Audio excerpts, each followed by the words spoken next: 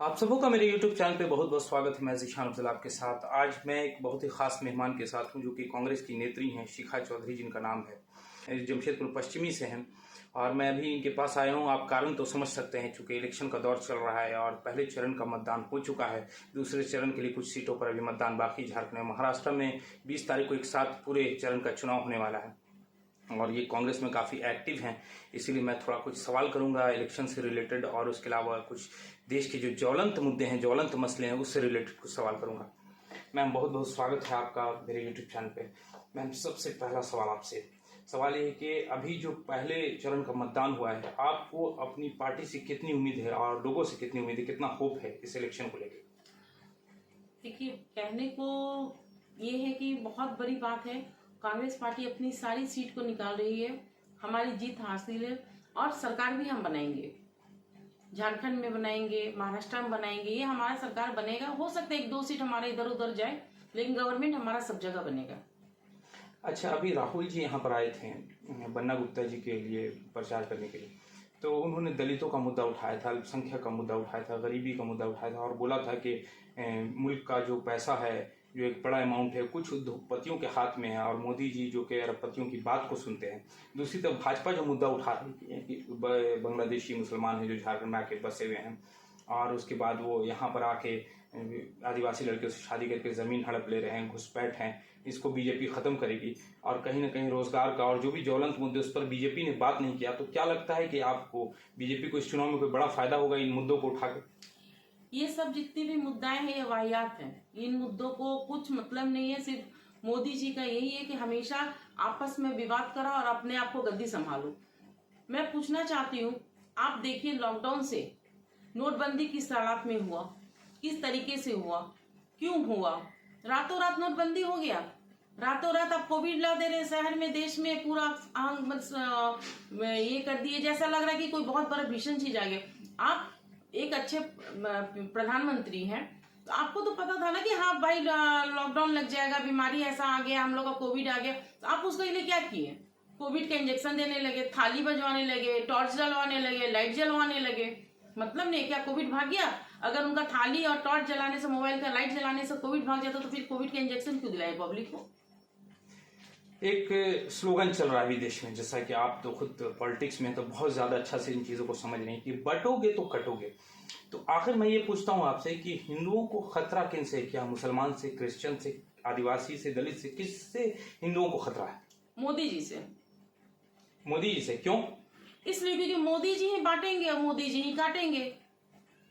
अच्छा, बात यहाँ पर यह है कि अगर ये बोलते हैं कि मुसलमानों से खतरा है या किसी और कम्युनिटी से खतरा है, तो देश के लगभग जितने भी राज्य हैं उसके जो मुखिया हैं हिंदू हैं, देश के प्रधानमंत्री हिंदू हैं, राष्ट्रपति हिंदू हैं, उसके बाद फिर ये बोलते हैं कि हिंदुओं को खतरा है, तो ये बात कहाँ तक सही है?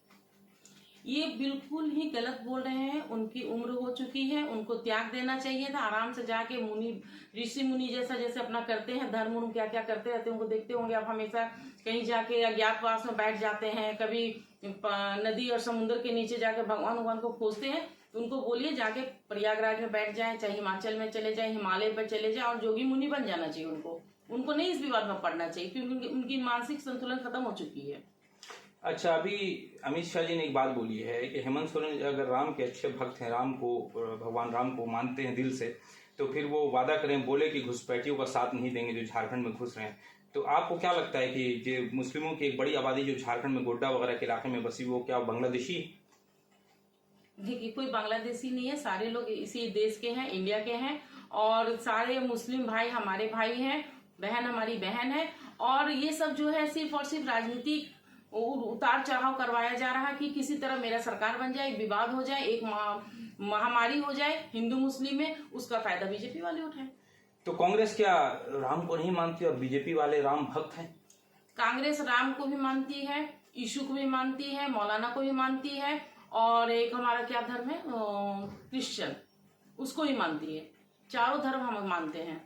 ये ईश्वर क्या था, एक ईश्वर अल्लाह जो हमारे बापूजी ने कहा था, एक स्लोगन हमको याद नहीं आ रहा, कुछ था ना, ईश्वर अल्लाह तेरो नाम। हाँ, ईश्वर अल्लाह तेरो नाम। वो तो रघुपति राघव राजा राम, ईश्वर अल्लाह तेरो नाम। मतलब हम लोग के लिए ईश्वर भी है और अल्लाह भी है।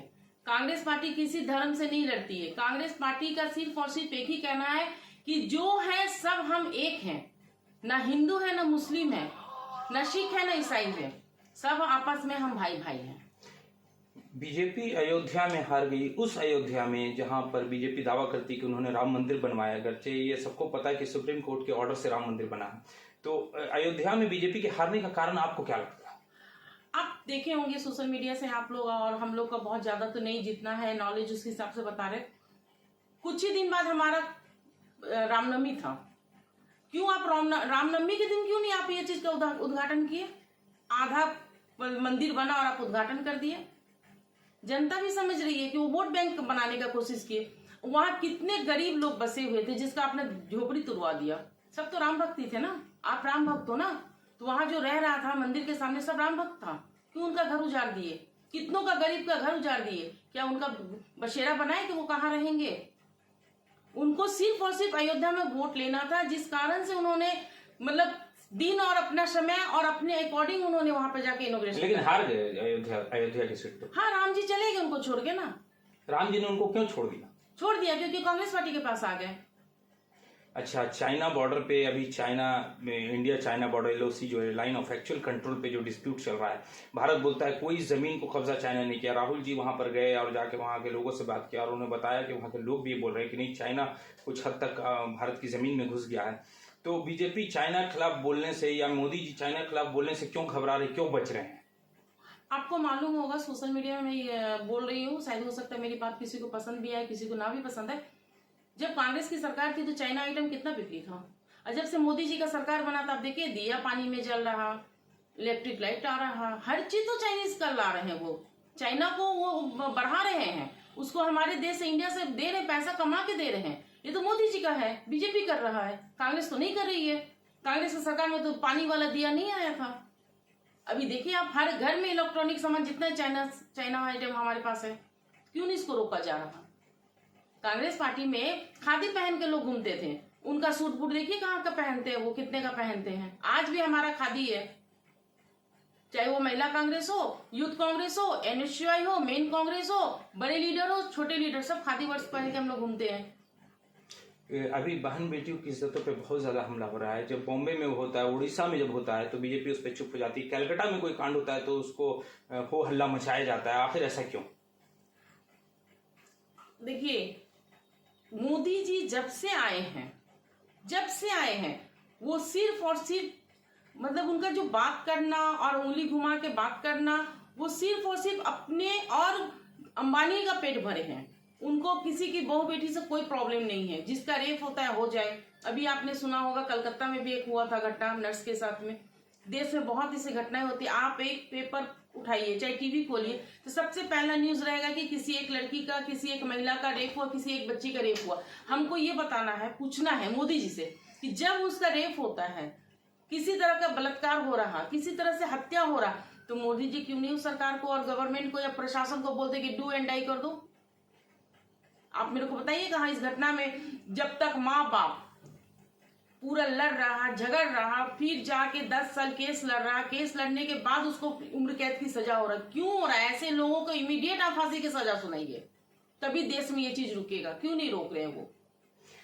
अभी जो देख रहे हैं कि दलितों को मध्य प्रदेश में जूते में पेशाब भर के पिला दिया गया है, या दलितों की बात मोदी जी करते, दलित आदिवासी की इज्जत की बात करते कि उनकी इज्जत करते, उनकी पूजा करते, इस तरह की बात। लेकिन दलित आदिवासी को कहीं ना कहीं हर जगह टॉर्चर किया जा रहा है, उस पर बीजेपी सरकार कहीं भी कोई एक्शन नहीं ले रही है।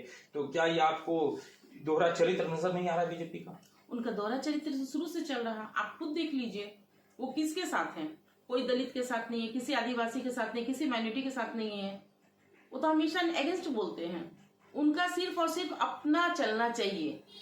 उनका अंबानी से है, अंबानी अच्छा से रहे, बड़े बड़े बिजनेसमैन हैं, उन लोगों से अच्छा होना चाहिए, उनके पास पैसा आना चाहिए, उनकी इज्जत को कैसे बचाया जाए, बस उनका वही काम है। अभी बॉम्बे के अंदर अमित शाह जी ने बोला कि जो राहुल गांधी कोशिश कर रहे हैं कि आदिवासी दलित का रिजर्वेशन मुसलमानों को दे दिया जाए, तो क्या ऐसा कांग्रेस कहीं कर रही है कि आदिवासी और दलित का रिजर्वेशन उठा के मुसलमानों को दे रही है, जिसका एलिगेशन बीजेपी लगा रही है? जी नहीं, ऐसा कुछ नहीं हो रहा। कांग्रेस पार्टी सबको एक बराबर लेके तो चल क्यों रही बोल है। रहे हैं बीजेपी वाले ऐसा? इसलिए बोल रहे कि उनको डर है कांग्रेस से, राहुल जी से डर है, सोनिया मैडम से डर है, प्रियंका गांधी से डर है, कांग्रेस के एक कार्यकर्ता से उनको डर है। महाराष्ट्र और झारखंड के चुनाव का जो रिजल्ट आने वाला है उसमें कितनी उम्मीदें आपको अपनी पार्टी की तरफ से?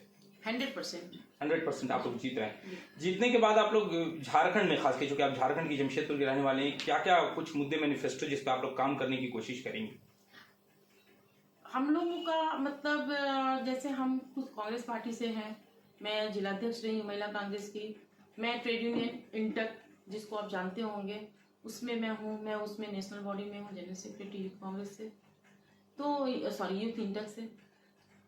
मेरा सबसे पहले प्राथमिकता रहेगा महिलाओं को डेवलप करना, क्योंकि हर जगह महिलाएं प्रताड़ित होती हैं, चाहे वो दलित की हो चाहे वो फॉरवर्ड की हो। इसलिए हमको लग रहा कि जब भी अगर हमारा सरकार बनेगा तो मैं हेमंत सरकार जी से बोलूंगी, हेमंत जी से बोलूंगी कि महिलाओं को आरक्षण दीजिए, महिलाओं को पैसा नहीं चाहिए, महिलाओं को अपना रोजी रोजगार दीजिए, वो स्वावलंबी बने ताकि खुद से कमाए, खुद से जाने। तो 2,500 रुपये मिल रहा तो ये अच्छी बात नहीं है? बिल्कुल अच्छी बात है, कम से कम उसकी मेडिसिन की तो खर्च निकल रही है। लेकिन जहाँ पे अभी आप देख रहे हैं कि पढ़ी लिखी बेटियां हमारे घर में है, कोई MBA किया है, कोई MBBS किया है, कोई इंजीनियरिंग किया है, जो जिस फील्ड में है, लेकिन जॉब नहीं है। जॉब करने के लिए उनको महाराष्ट्र जाना पड़ेगा, जॉब करने के लिए उनको पुणे जाना पड़ेगा, बेंगलोर जाना पड़ेगा, जॉब करने के लिए दिल्ली जाना पड़ेगा, उड़ीसा जाना पड़ेगा। मैं चाहती हूँ कि उस चीज पे ज्यादा ध्यान दिया जाए और हम लोग इसमें एक्टिव होंगे। और जॉब के लिए यहाँ पे हम लोग चाहेंगे जो भी स्मॉल इंडस्ट्री हमारे हैं वहाँ पे लड़कियों को खास करके जगह देने का काम करवाएंगे। यहाँ पर अभी कुछ दिन पहले एक घटना होती है, एक आदिवासी महिला को कोई कदमा का आदमी है जो मारता है उनकी बेटी को और उनको, और सरयू राय जी उस आदमी के सपोर्ट में प्रेस कॉन्फ्रेंस करते हैं और बोलते हैं ऐसा कुछ नहीं। अगर के वीडियो में साफ देखा जा सकता है कि उस औरत को और उसकी बेटी को मारा है उस व्यक्ति विशेष ने, जो कि कदमा का रहने वाला है, और सरयू राय उसके सपोर्ट में प्रेस कॉन्फ्रेंस करते हैं। इसको किस तरह से देख रही हैं आप? ये बिल्कुल गलत है। मैं राय जी हमारे पिता तुल्य हैं, मैं उनके लिए कोई नेगेटिव बात नहीं बोलूंगी, लेकिन राय जी ये गलत काम किए। तो सरकार, कांग्रेस की सरकार तो आपकी थी, आपने उस इंसान पे एक्शन क्यों नहीं लिया जिसने ऐसे मारा उस औरत को? देखिए, सरकार एक्शन क्यों नहीं ली इसमें मैं नहीं बोलूंगी ज्यादा, क्योंकि गवर्नमेंट हमारा था और बहुत सारी ऐसी बातें होती हैं जहाँ पे हम लोग नहीं बोल सकते, हमारा भी कहीं ना कहीं प्रतिबंधित हम लोग रहते हैं। और जिस औरत के साथ, जिस बच्ची के साथ में इस तरह का घटना हुआ, वो हमारे पास, मैं अपनी बात बोल रही, मैं शिखा चौधरी, अगर वो हमारे पास आती तो मैं दिखा देती सरकार रहे, सरकार नहीं रहे, मैं उसकी न्याय के लिए लड़ जाती, मर जाती। मॉब लिंचिंग पे कानून आने की उम्मीद है कांग्रेस के दोबारा आने के बाद झारखंड? निश्चित रूप से आएगी। मॉब लिंचिंग में बहुत से हर कम्युनिटी के लोगों को मारा गया, जैसे हाँ। आपको पता, अब तक 54 लोगों की मौत हो चुकी है इसमें, और हेमंत सरकार में दर्जनों लोगों को मारा गया। इस पर कुछ होगा? निश्चित रूप से होगा, सरकार बनने दीजिए। और उसके अलावा महिला सुरक्षा पे कुछ होगा कि नहीं झारखंड में? आपने देखा होगा दुमका में कुछ दिन पहले एक फॉरेनर के साथ उसका रेप हुआ, लेकिन उसके जो आरोपी थे उनको गिरफ्तार करके जेल में डाला गया, लेकिन अब तक कुछ भी क्लियर नहीं, क्या सजा मिली, कितनी मिली, कुछ भी पता नहीं। आप देख रहे हो, उसके बाद तो हेमंत जी का ऊपर में ईडी फीडी लगा दिया ये लोगों ने। ये लोग तो काम करने नहीं देते हैं कि मोदी जी एक पहले से कुछ ना कुछ एक नाटक डाल देते हैं, तो उस कारण से भी कहीं कहीं पे काम नहीं हो पाया, इसके लिए हम लोग को खेद है। लेकिन सरकार बनने के बाद अगर हेमंत जी का सरकार बनता है, गठबंधन की सरकार बनता है, इंडिया के सरकार बनता है हमारा, तो निश्चित रूप से हेमंत जी महिलाओं को सम्मान करेंगे। और आप एक चीज देख रहे हैं, सारा दुनिया देख रहा, झारखंड देख रही है, झारखंड की हर एक जनता देख रही है कि हेमंत जी ने अपनी पत्नी को ला दिया। उनको पत्नी को लाना, कल्पना जी को लाना, ये बहुत बड़ी बात है, क्योंकि वो चाहते हैं कि महिलाओं को सम्मान मिले, मेरी पत्नी निकले और हर महिलाओं से मिले, हर महिला का समस्या का समाधान करे। अभी एक आखिरी सवाल आपसे करेंगे हम, क्योंकि वक्त आपका काफी ले लिया मैंने। चीफ जस्टिस जो पहले थे DY चंद्रचूड़, उनके बहुत सारे फैसले जो कि भारतीयों को कहीं ना कहीं प्रसन्नता दिया है और इतिहास में उनका नाम याद किया जाएगा। उनके फैसलों को, जो कि बीजेपी के दबाव में कभी नहीं आए, सेंट्रल गवर्नमेंट के दबाव में नहीं आए, उनके फैसलों को आप किस तरह से देख रहे हैं? बहुत ही अच्छा। उन्होंने जब भी बहुत सारी है जो मैं बता नहीं पा रही हूँ या बताना नहीं चाहिए, ठीक है ना, उनका जितना डिसीजन है वो एकदम सर्वोपरि है। Best chief justice of India के तौर पर उनको नॉमिनेट कर सकती हैं? बिल्कुल। धन्यवाद। ये शिखा चौधरी जी थी मेरे साथ, कांग्रेस की लीडर, कद्दावर लीडर, और ये जमशेदपुर की रहने वाली हैं, ये अध्यक्ष भी रह चुकी हैं महिला कांग्रेस की। और मैंने इनसे बात किया, इनके साथ जो बात हुई, जो इनका इंटरव्यू लिया शुरू से आखिर तक, आपको ये कैसा लगा कमेंट बॉक्स में मुझको ज़रूर बताएं। तो मेरे यूट्यूब चैनल को ज़्यादा से ज़्यादा लाइक कीजिए, सब्सक्राइब कीजिए और बेल आइकन के बटन को दबाना ना भूलिए। आदाब, धन्यवाद, जय हिंद।